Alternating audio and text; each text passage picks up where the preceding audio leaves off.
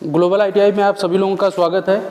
आज हम लोग इलेक्ट्रीशियन ट्रेड थियरी का 500 महत्वपूर्ण प्रश्नों की सीरीज का भाग 21 हल करेंगे, जो कि आईटीआई द्वितीय वर्ष के लिए छात्रों के लिए है। अगर ये क्वेश्चन आपको पीडीएफ के रूप में चाहिए तो पीडीएफ डाउनलोड करने के लिए www.globaliti.org पे जाके विजिट करना होगा। आज हम लोग क्वेश्चन नंबर 411 देखेंगे। कह रहा है कि किस शब्द से तात्पर्य है कि किसी पदार्थ का द्रव्यमान इलेक्ट्रोलाइट से 1 कूलाम विद्युत मुक्त होता है। ठीक है, ऑप्शन दिया है विद्युत अपघटन, बी दिया है विद्युत लेपन, और सी दिया है इलेक्ट्रोनकल, और डी दिया है विद्युत रासायनिक तुल्यांक। ठीक है, किसी धातु पर जमा द्रव्यमान जो होता है यम बराबर होता है ZIT। ठीक है, और Q बराबर क्या होता है, आवेश। Q बराबर क्या होता है, धारा इंटू समय होता है, जहां I क्या है, I इक्वल टू है करंट है या धारा है, और T क्या है हमारा समय है। ठीक है, तो यहाँ पे यम बराबर क्या हो जाएगा, ZQ हो जाएगा, होगा ना। कह रहा है किस शब्द से तात्पर्य है कि किसी पदार्थ का द्रव्यमान इलेक्ट्रोलाइट से 1 कूलाम विद्युत मुक्त होता है। तो डिपेंड करता है किस पर, विद्युत रासायनिक, जहां Z क्या है, विद्युत रासायनिक तुल्यांक। ठीक है, जहां यम धातु पर जमा, धातु का क्या है, द्रव्यमान है कि नहीं। ठीक है, और ऑप्शन दे रखा है विद्युत अपघटन, विद्युत लेपन, इलेक्ट्रोनकल, और डी दिया है क्या, विद्युत रासायनिक तुल्यांक। तो डी क्या होगा, विद्युत रासायनिक तुल्यांक। ठीक है, अगला देखेंगे क्वेश्चन 412। ठीक ना।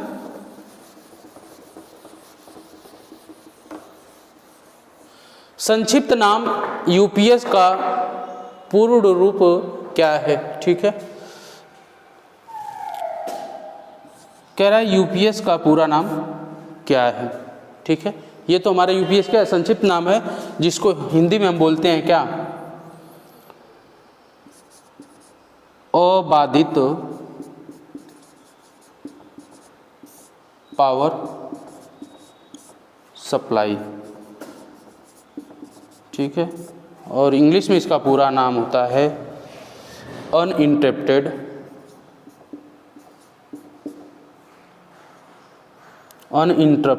ना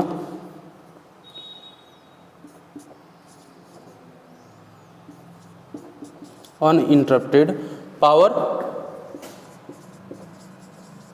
सप्लाई। ठीक है, अनइंटरप्टेड पावर सप्लाई। ऑप्शन देख लेते हैं, यूनिफॉर्म पावर सप्लाई, बी दिया है यूनिवर्सल पावर सप्लाई, और सी दिया है अनरेगुलेटेड पावर सप्लाई, और डी दिया है अनइंटरप्टेड पावर सप्लाई। ठीक है, तो यहाँ पर क्या है, ऑप्शन नंबर डी सही होगा कि यूपीएस का पूरा नाम क्या होगा, अनइंटरप्टेड पावर सप्लाई, जिसको हिंदी में बोलते हैं आबादित पावर सप्लाई बोलते हैं। ठीक है, तो ऑप्शन नंबर डी हमारा सही है। अगला क्वेश्चन देखेंगे,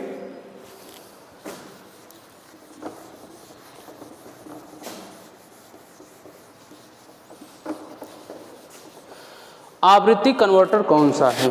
ठीक है, ए दिया है रेक्टिफायर, बी दिया है डीसी चॉपर, और सी दिया है साइक्लो कन्वर्टर, और डी दिया है डीसी से एसी कन्वर्टर। देखिए, जो रेक्टिफायर होता है वो क्या करता है, एसी टू डीसी चेंज करता है। ठीक है, प्रत्यावर्ती धारा को दिष्ट धारा में कन्वर्ट करता है, या अल्टरनेटिव करंट को किस में चेंज करता है, डायरेक्ट करंट में। और डीसी कन्वर्टर क्या होता है, जो क्या करता है, डीसी करंट को किस में चेंज करता है, एसी में चेंज करता है।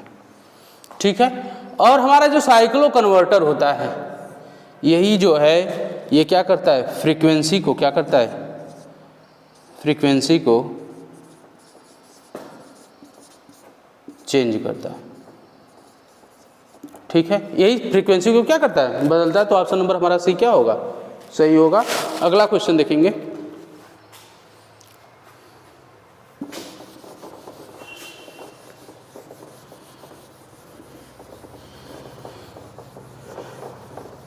कह रहा है कि PWM का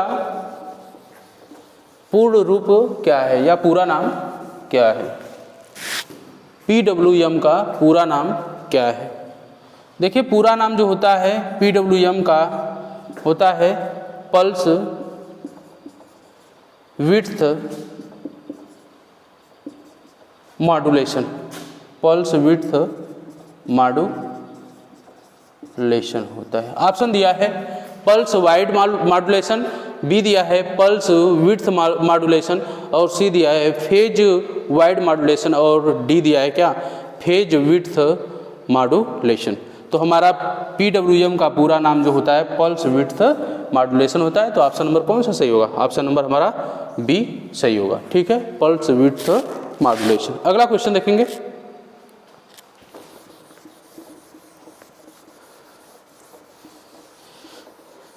कह रहा है ऑफलाइन यूपीएस पर ऑनलाइन यूपीएस का क्या फायदा है। ठीक है, कह रहा है कि ऑफलाइन यूपीएस पर ऑनलाइन यूपीएस का क्या फायदा है। ठीक है, तो हम देखेंगे यूपीएस दो प्रकार का होता है। यूपीएस कितने प्रकार का होता है, यूपीएस दो प्रकार का होता है। पहला जो होता है ऑनलाइन, ठीक है, यूपीएस होता है और दूसरा हमारा होता है ऑफलाइन यूपीएस,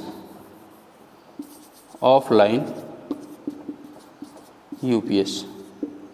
ठीक है, फिगर देख लेंगे, इसका ब्लॉक डायग्राम हम थोड़ा सा देख लेंगे ना। ये हमारा होता है, ये हमारी होती है सिंगल फेज और 3 फेज एसी सप्लाई होती है। ठीक है, ये हमारा होता है रेक्टिफायर नो, ये हमारा होता है रेक्टिफायर और इसके साथ होता है ये भी क्या होता है, चार्जर भी होता है। ठीक है, जो क्या करता है AC टू DC करता है। ठीक है, और यहाँ पर हमारा होता है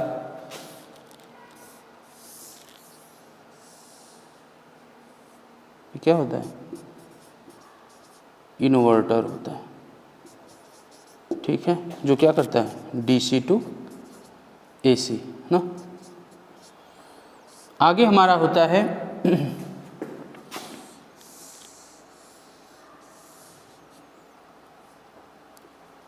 यूपीएस स्थैतिक स्विच होता है।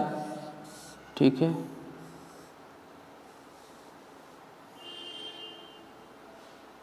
दो हमारे SCR होते हैं। ठीक है, जो एक दूसरे के समांतर और रिवर्स में लगाए जाते हैं। ठीक है,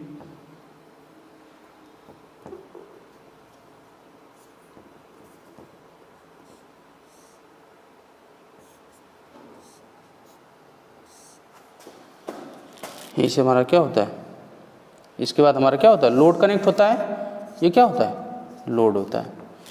ठीक है, अब देखिए फिर यहाँ से एक हम क्या करते हैं,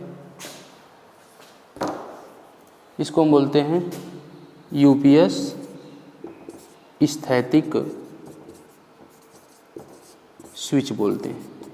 ठीक है,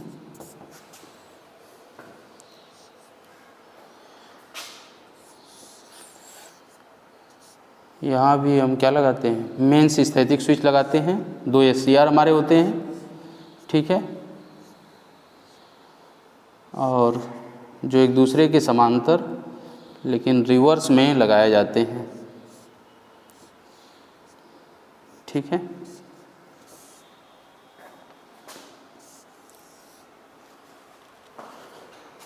और यहीं पे हमारा क्या होता है, बैटरी होता है। ठीक है, बात समझिएगा। एक हमारा यूपीएस होता है वो ऑनलाइन यूपीएस होता है, एक होता है ऑफलाइन यूपीएस। ऑनलाइन यूपीएस में होता क्या है कि देखिएगा, ये जो स्थैतिक स्विच होता है ये क्या होता है, ऑन होता है, और ये क्या होता है, ऑफ होता है ना। ये डायरेक्ट स्विच किससे जुड़ा होता है, ये डायरेक्ट मेन लाइन से लोड के लिए कनेक्ट होता है। जब हमारा यूपीएस कभी खराब हो जाता है ना, बंद हो जाता है, उस कंडीशन में हमें सप्लाई कहाँ से मिलती है, ये ऑन हो जाता है और सप्लाई डायरेक्ट लोड को मिलती है ना।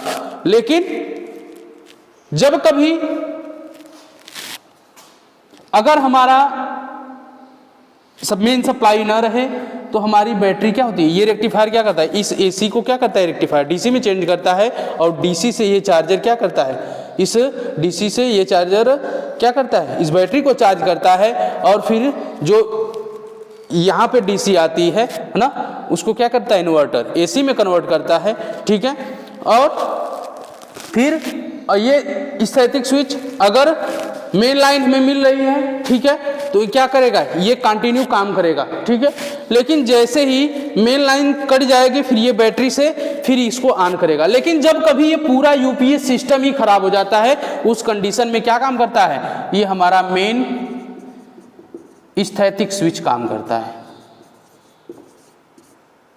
स्विच काम करता है। ये हमारा कौन सा है, ऑनलाइन यूपीएस है। ये कैसा यूपीएस है, ऑनलाइन यूपीएस। लेकिन अगर हम ऑफलाइन यूपीएस की बात करें तो उस कंडीशन में क्या होता है, अगर हम इसको कहें कि ये ऑफलाइन यूपीएस है, ये है क्या, ऑनलाइन है, लेकिन अगर हम कहें ये ऑफलाइन यूपीएस है, उस कंडीशन में क्या हो जाएगा, ये ऑफलाइन यूपीएस है ना, उस कंडीशन में क्या हो जाएगा, ये हमारा क्या हो जाएगा, ऑफ अवस्था में रहेगा, ठीक है। ये क्या रहेगा, ऑफ अवस्था में रहेगा, और ये क्या रहेगा, ऑन अवस्था में रहेगा। स्थैतिक स्विच क्या रहेगा, मेन ऑन अवस्था में रहेगा, और यूपीएस वाला जो स्विच है स्थैतिक स्विच, ये हमेशा ऑफ अवस्था में रहेगा। मतलब कि हम कह सकते हैं कि ये हमेशा मेन लाइन से काम करता है ना। लेकिन जब कभी ये मतलब कह सकते हैं मेन लाइन हमारी खराब हो जाती है, उस कंडीशन में क्या होता है, ये ऑन होके क्या करता है, इस लोड को ऑपरेट करता है, ठीक है। तो लोड हमारा बंद ना हो इसके लिए हम क्या करते हैं, यूपीएस लगाते हैं। आप देखे होंगे हमारे कंप्यूटर वगैरह में यूपीएस लगाया जाता है। लेकिन ऑप्शन दे रखा है निरंतर बिजली उत्पादन की आपूर्ति करता है, बी दिया है यह निरंतर आउटपुट फ्रीक्वेंसी दे रहा है, और सी दिया है एकल चरण या 3 चरण आपूर्ति पर काम करता है, डी दिया है परिवर्तन और संक्रमण की समस्याओं से मुक्त होता है। मतलब कि इसको चेंज करने की जरूरत नहीं पड़ती है, ठीक है, और ये डायरेक्टली क्या करता है, इस लोड को ऑपरेट करता है ना। ऑनलाइन यूपीएस क्या करता है, डायरेक्टली क्या करता है, इस लोड को ऑपरेट करता है। तो ऑप्शन नंबर हमारा डी क्या होगा, सही होगा, ठीक है। अगला क्वेश्चन देखेंगे।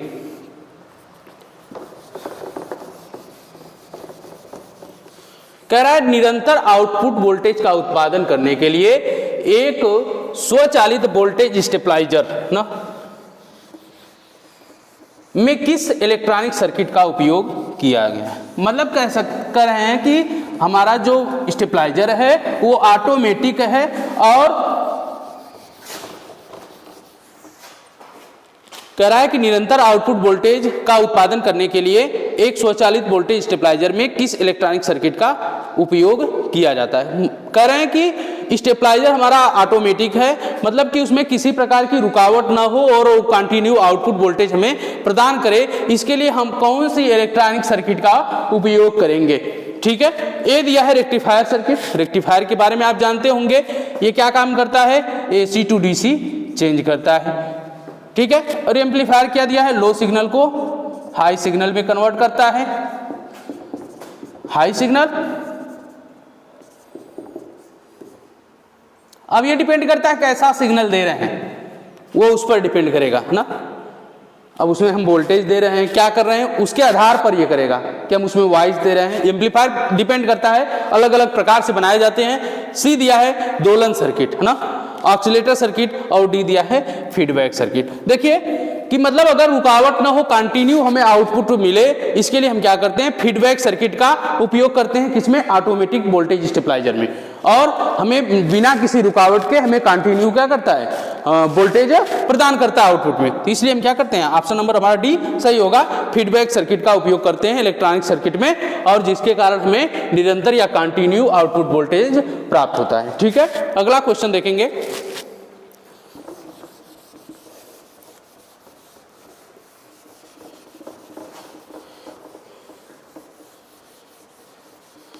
कह रहा है स्वचालित वोल्टेज स्टेबलाइजर के लिए किस फीडबैक नेटवर्क का उपयोग किया जाता है ना। ए दिया है धारा डिवाइडर नेटवर्क ना, वोल्टेज स्टेबलाइजर है ना, तो धारा डिवाइडर तो होगा नहीं। ठीक है, बी दिया है वोल्टेज डिवाइडर नेटवर्क, और सी दिया है ट्रैप ट्रांसफार्मर नेटवर्क, और डी दिया है प्रतिरोध तापमान डिटेक्टर नेटवर्क। तो वोल्टेज स्टेबलाइजर है, इसलिए हम किसका उपयोग करते हैं, वोल्टेज डिवाइडर नेटवर्क का उपयोग करते हैं फीडबैक नेटवर्क के लिए। ठीक है, तो ऑप्शन नंबर बी क्या होगा हमारा, सही होगा। अगला क्वेश्चन देखेंगे।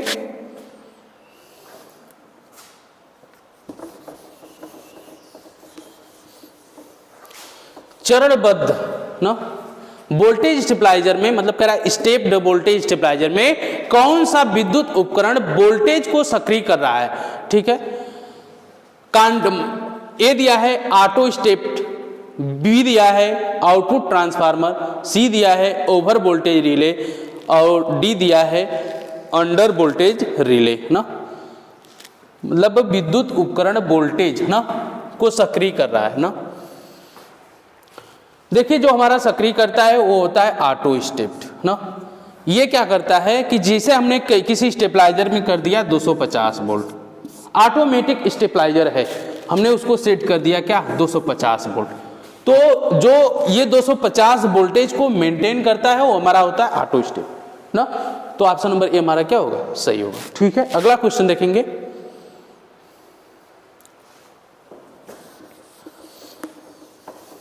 ए दिया है डिस्चार्ज सेल के आंतरिक प्रतिरोध में क्या प्रभाव होता है। कह रहा है कि कोई सेल है और वो डिस्चार्ज हो गया है तो उसके आंतरिक प्रभाव में आंतरिक प्रतिरोध में क्या प्रभाव पड़ता है। तो ए दिया है अधिक, बी दिया है कम, और सी दिया है शून्य हो जाता है, डी दिया है समान रहता है। देखिए जब सेल चार्ज रहता है तो उसका आंतरिक प्रतिरोध क्या होता है, कम होता है, लेकिन जैसे जैसे सेल डिस्चार्ज होता जाता है उसका आंतरिक प्रतिरोध क्या होता है, धीरे धीरे क्या होता है, बढ़ता जाता है। तो क्या होगा, जब डिस्चार्ज है तो इंटरनल रेजिस्टेंस क्या हो जाएगा, अधिक हो जाएगा। तो ऑप्शन नंबर ए क्या होगा, सही होगा। अगला क्वेश्चन देखेंगे। कह रहा है कि वोल्टेज और एमीटर प्रति घंटे की गणना करें यदि समांतर में जुड़े 4 सेल 1.5 वोल्ट और 8 एच के रूप में रेट की गई है।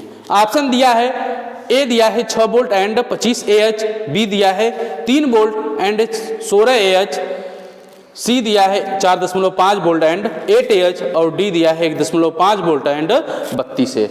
देखिए कह रहा है कि समांतर में 4 सेल हैं ना, मान लीजिए हमारा पॉजिटिव निगेटिव 4 सेल है, ठीक है।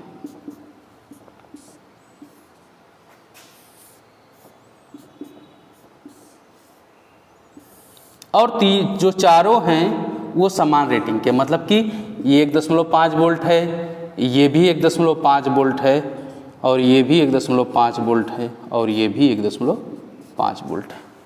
वोल्टेज पूछ रहा है और एम्पियर घंटे की गणना करें यदि समांतर में जुड़े 4 सेल 1.5 और 8 एच के रूप में रेट की गई है। देखिए हमें परीक्षा में क्या होता है, समय कम रहता है तो हम थोड़ा सा सोचेंगे। कह रहा है कि समांतर में है और चारों सेल समान मान के हैं, उनकी जो रेटिंग दी गई है वोल्टेज की वो समान है, ठीक है। तो आप जानते हैं अगर यही सीरीज में रहता, यही 4 प्रतिरोध क्या रहते, सीरीज में रहते, तो हम क्या करते, इनको जोड़ देते ना। इनके लिए फार्मूला होता है, मैं बता दे रहा हूं, ठीक है, पॉजिटिव निगेटिव पॉजिटिव निगेटिव। इनका टोटल वोल्टेज विद्युत वाहक बल बराबर होता है N इंटू E, मतलब प्रत्येक सेल का विद्युत वाहक बल इंटू N जहां सेलों की संख्या है, सेल की क्या है, संख्या है, और E क्या है, प्रत्येक सेल का विद्युत वाहक बल है। तो हम क्या करते हैं, सेलों की संख्या से हम क्या करते हैं, प्रत्येक सेल के विद्युत वाहक बल का जब गुणा कर देते हैं तो हमें सीरीज में टोटल विद्युत वाहक बल पता हो जाता है। लेकिन कह रहा है कि समांतर में जुड़े हैं, ठीक है, समांतर में जुड़े होते हैं तो जो टोटल विद्युत वाहक बल होता है बराबर प्रत्येक सेल के विद्युत वाहक बल के बराबर होता है। आप देख लें, कह रहा है वोल्टेज और एम्पीयर प्रति घंटा, तो हम वोल्टेज निकाल लें तो हमारा टोटल वोल्टेज क्या हो जाएगा, हमारा क्या होगा 1.5 वोल्ट हो जाएगा। ठीक है, जब 1.5 वोल्ट होता है, ऑप्शन देख लीजिए आप, ए दिया है 6 वोल्ट एंड 25 एच, बी दिया है 3 वोल्ट एंड 16 एच, और सी दिया है 4.5 वोल्ट एंड 8 एच, और डी दिया है 1.5 वोल्ट एंड 32। अब निकालने की जरूरत नहीं है, ऑप्शन नंबर डी हमारा क्या हो जाएगा, सही होगा, 1.5 वोल्ट एंड 32 एच। ठीक है, अगला क्वेश्चन देखेंगे।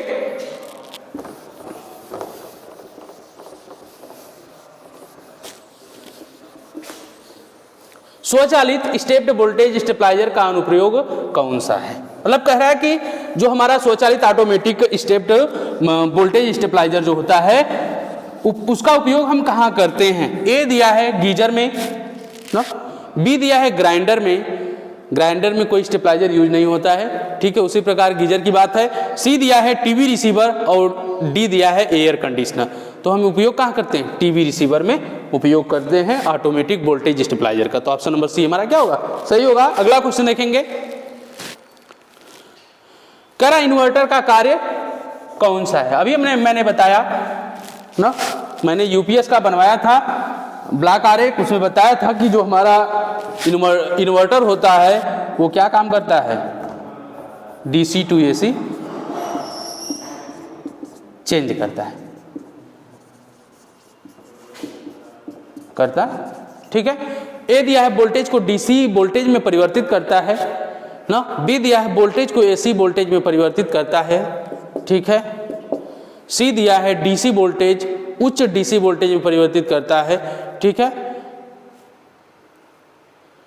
और डी दिया है एसी वोल्टेज को उच्च एसी वोल्टेज में परिवर्तित करता है, ठीक है। यहाँ पर छूट गया है, यहाँ पर छूटा है डीसी वोल्टेज को एसी वोल्टेज में क्या करता है, परिवर्तित करता है, ठीक है, डीसी छूट गया था।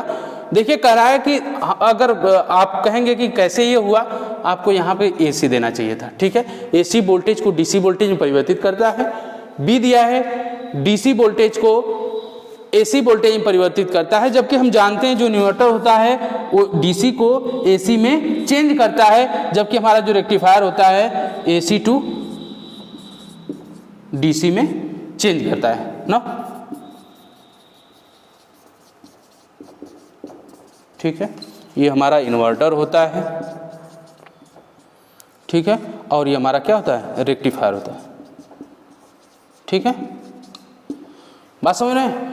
तो इन्वर्टर जो होता है डीसी टू एसी चेंज करता है और रेक्टिफायर एसी टू डीसी में चेंज करता है। तो ए तो होगा नहीं, होगा क्या, बी होगा। और सी दिया है, देख लीजिए एक बार, डीसी वोल्टेज उच्च डीसी वोल्टेज में परिवर्तित करता है, ये भी नहीं होगा, ठीक है। और डी दिया है एसी वोल्टेज को उच्च एसी वोल्टेज में परिवर्तित करता है, ये करता कौन है, ये हमारा स्टेबलाइजर करता है, ठीक है। तो ऑप्शन नंबर हमारा बी क्या होगा, सही होगा, डीसी वोल्टेज को एसी वोल्टेज में परिवर्तित करता है, ठीक है। अगला क्वेश्चन देखेंगे,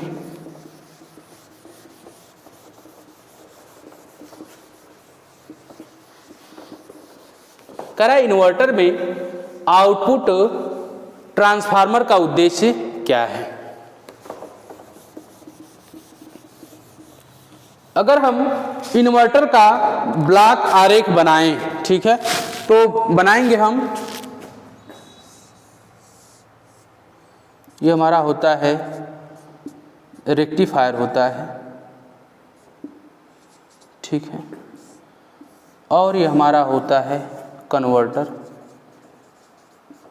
ठीक, और उसके बाद हमारा होता है एम्पलीफायर,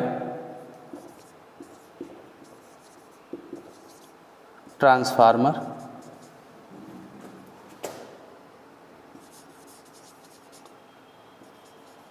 और ये हमारा होता है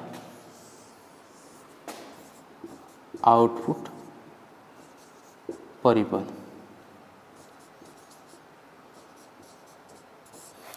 ठीक है। इनपुट डीसी पावर, ठीक है, और ये क्या करता है, आउटपुट एसी पावर। मतलब कि अगर इनपुट हम डीसी देते हैं तो आउटपुट में हमें क्या देता है, एसी पावर देता है, समझिएगा ना। यहाँ पर हमारा होता है कंट्रोल परिपथ होता है, कंट्रोल परिपथ होता है, ठीक है।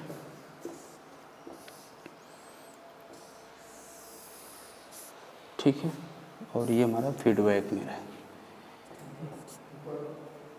ठीक है, समझिएगा। थोड़ा सा नीचे दिख नहीं रहा होगा आपको, ठीक। यहाँ पर हमारा क्या होता है, फीडबैक होता है। देखिए ये कन्वर्टर क्या होता है, डीसी टू एसी होता है, ठीक है। इसको हम कह सकते हैं कि ऑक्सीलेटर के भी रूप में यूज कर लेते हैं, ठीक है। देखिए जो हमारी ये आती है, मतलब कह सकते हैं डीसी सप्लाई रेक्टिफायर से आती है, इसको क्या करता है 50 हर्ट्ज एसी में चेंज करता है। मान लीजिए अगर ये 12 वोल्ट है तो मतलब 12 वोल्ट डीसी को ये क्या करता है 50 हर्ट्ज एसी में चेंज करता है, ठीक है। और ये क्या करता है 12 वोल्ट 50 हर्ट्ज एसी में चेंज करता है, फिर एम्पलीफायर क्या करता है इसको, इस 12 वोल्टेज को क्या करता है, एम्पलीफायर ट्रांसफार्मर क्या करता है, इस 12 वोल्ट को क्या करता है 223। मान लीजिए ये क्या किया, मैंने 12 वोल्ट दिया डीसी, ठीक है, इसने क्या किया 12 वोल्ट 50 हर्ट्ज डीसी किस में चेंज किया, एसी में चेंज किया, ठीक है। और इसको फिर इसने क्या किया, एम्पलीफायर ट्रांसफार्मर ने 230 वोल्ट 50 हर्ट्ज एसी में चेंज किया और हमें आउटपुट परिपथ के रूप में मिल गया, ठीक है। यहाँ कंट्रोल परिपथ से इस वोल्टेज को हम क्या करते हैं, कंट्रोल करते हैं। ए दिया है इनपुट एसी को स्टेप अप, बी दिया है इनपुट एसी को स्टेप डाउन, सी दिया है एम्पलीफायर से एसी स्टैंड ऑफ करे, और डी दिया है एम्पलीफायर से एसी स्टेप डाउन करे, ठीक है। तो ये जो काम करता है एम्पलीफायर की सहायता से, ठीक है, क्या करता है एसी को स्टेप अप करता है, ठीक है। ये होता है हमारा स्टेप अप, ठीक है। तो एम्पलीफायर से एसी को स्टेप अप करे, ठीक है। तो ऑप्शन नंबर सी हमारा क्या होगा, सही होगा। अगला क्वेश्चन देखेंगे,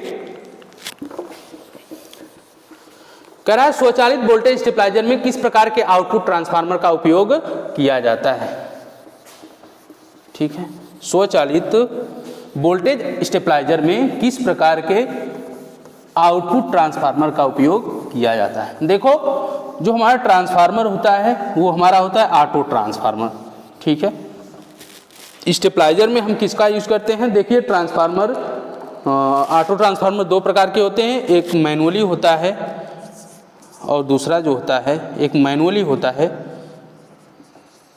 जिसको हम क्या करते हैं हाथ से इसको घुमाते हैं, उसमें टैपिंग होती है उसके आउटपुट में, और उस टैप पे जो स्लाइडिंग कॉन्टेक्ट होते हैं उस पर धीरे धीरे हमारा टच होता जाता है, और जैसे हमें वोल्टेज चाहिए उसको हम आवश्यकता अनुसार ले लेते हैं। एक होता है ऑटोमेटिक होता है, ऑटोमेटिक होता है, ठीक है। तो यहाँ पर जो हम यूज करते हैं स्टेबलाइजर में वो हमारा होता है ऑटो ट्रांसफार्मर होता है, ठीक है। तो ऑप्शन नंबर ए हमारा क्या होगा, सही होगा, ठीक है। अगला क्वेश्चन देखेंगे,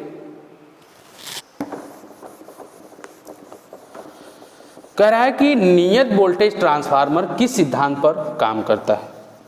बात समझिएगा, ट्रांसफार्मर की अगर बात करेगा तो हम जानते हैं, लेकिन यहां पर आप दिया है कि नियत वोल्टेज नो, अगर बस ट्रांसफार्मर की बात करता है तो हम जानते हैं अन्योन प्रेरण या म्यूचुअल इंडक्शन के सिद्धांत पर काम करता है। लेकिन जब कभी आपको दे दे कि नियत वोल्टेज ट्रांसफार्मर, तो जो हमारा होता है फेरो अनुनादित सिद्धांत पर यह क्या काम करता है, ठीक है। स्व प्रेरण के सिद्धांत पे काम नहीं करता है, ठीक है। विभवपात सिद्धांत होता नहीं है, तो हमारा जो काम करता है नियत वोल्टेज ट्रांसफार्मर की अगर बात करेगा तो फेरो अनुनादित होगा। अगर बस ट्रांसफार्मर की बात करेगा तो आप हमेशा म्यूचुअल इंडक्शन के सिद्धांत को करेंगे या अन्योन प्रेरण के सिद्धांत को। तो ऑप्शन नंबर हमारा सी क्या होगा, सही होगा। अगला क्वेश्चन देखेंगे,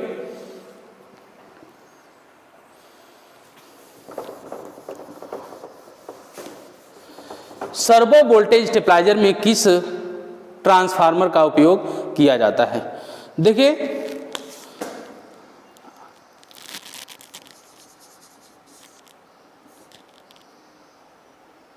बात समझिएगा आप ना, ठीक है। यहाँ पे जो सर्वो वोल्टेज स्टेबलाइजर होता है, सॉरी, उसमें हम क्या करते हैं, यहाँ पे आप देखे होंगे, जो पढ़ा होगा वो जानता होगा कि अगर इसमें हम क्या करते हैं, एक यहाँ पे बूस्टर ट्रांसफार्मर लगा होता है, ठीक है, और यहाँ पर हम क्या करते हैं, जब इसको हम नीचे करते जाते हैं तो हमारा वोल्टेज क्या होता है, घटता जाता है। जब हम इसको क्या करते हैं, ऊपर करते हैं तो हमारा वोल्टेज क्या होता है, बढ़ता है। अगर हम इसको एक स्लाइडिंग कॉन्टैक्ट या आर्म होती है जिसको हम क्या करते हैं, नीचे करते हैं, ठीक है, तो ये क्या होता है, वोल्टेज घटेगा। अगर हम इसको क्या करते हैं, ऊपर करते हैं इस आर्म को, तो वोल्टेज क्या होता है, बढ़ता है। और वहाँ पे जो यूज करते हैं हम टोरोडियल ऑटो ट्रांसफार्मर यूज करते हैं। तो ऑप्शन नंबर हमारा सी क्या होगा, सही होगा। अगला क्वेश्चन देखेंगे।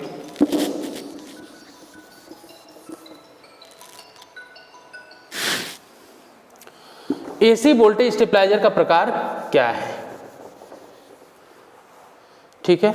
तो यहाँ पे आप देख रहे हैं, कह रहा है कि जो एसी वोल्टेज स्टेबलाइजर यहाँ पे दिया है इसका प्रकार क्या है। आप देख रहे हैं एक स्विच की सहायता से हमारे टैपिंग दिया हुआ है।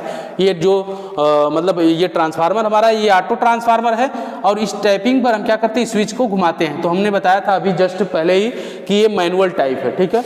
इसके स्विच को घुमाएंगे, जैसा हमें वोल्टेज चाहिए हमें मिल जाता है, ठीक है। तो ए दिया है सर्वो वोल्टेज स्टेबलाइजर, बी दिया है स्वचालित वोल्टेज स्टेबलाइजर, सी दिया है मैनुअल स्टेप्ड वोल्टेज स्टेबलाइजर, और डी दिया है नियत वोल्टेज स्टेबलाइजर, ठीक है। तो ये कैसा है, हमारा मैनुअल स्टेप्ड वोल्टेज स्टेबलाइजर है, जिसको स्विच की सहायता से हम आवश्यकता अनुसार क्या करते हैं, उसके वोल्टेज को घटा बढ़ा लेते हैं। तो हमारा है मैनुअल स्टेप्ड वोल्टेज स्टेबलाइजर। अगला क्वेश्चन देखेंगे।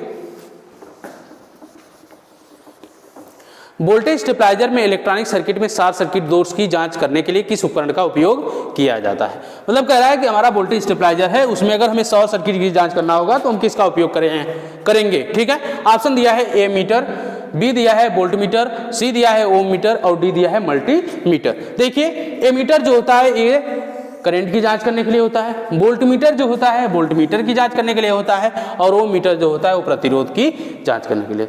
जो शॉर्ट सर्किट टेस्ट होगा उसके लिए हम कौन सा यूज करेंगे, मल्टीमीटर यूज करते हैं, ठीक है। तो ऑप्शन नंबर डी हमारा क्या होगा, सही होगा। अगला क्वेश्चन देखेंगे।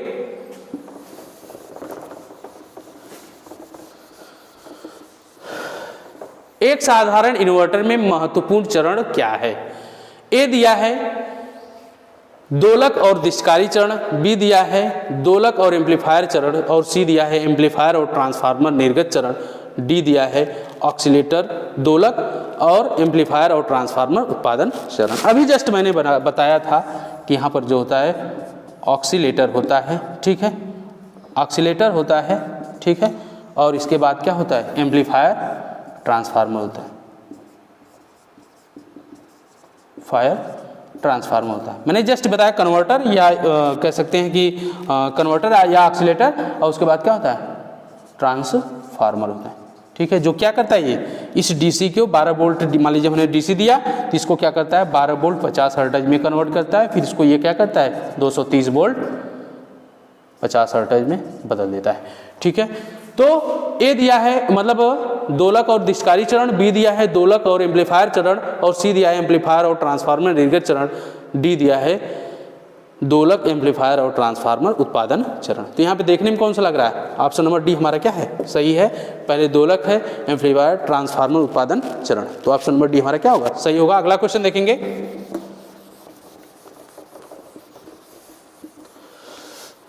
तरंग इन्वर्टर का उपयोग कहाँ किया जाता है। ए दिया है कंप्यूटर में, बी दिया है टीवी रिसीवर, सी दिया है डीवीडी प्लेयर, और डी दिया है सामान्य प्रकाश होगा, सामान्य प्रकाश व्यवस्था। तो जो हमारा तरंग इन्वर्टर होता है उसका उपयोग हम सामान्य प्रकाश व्यवस्था में करते हैं, ठीक है। इस प्रकार हमारे 20 क्वेश्चन कंप्लीट हुए। अगर ये वीडियो आपको अच्छी लगे तो इस वीडियो को लाइक जरूर करिएगा। अगर इस चैनल पे आप नए हैं तो चैनल को सब्सक्राइब कर लें, ठीक है।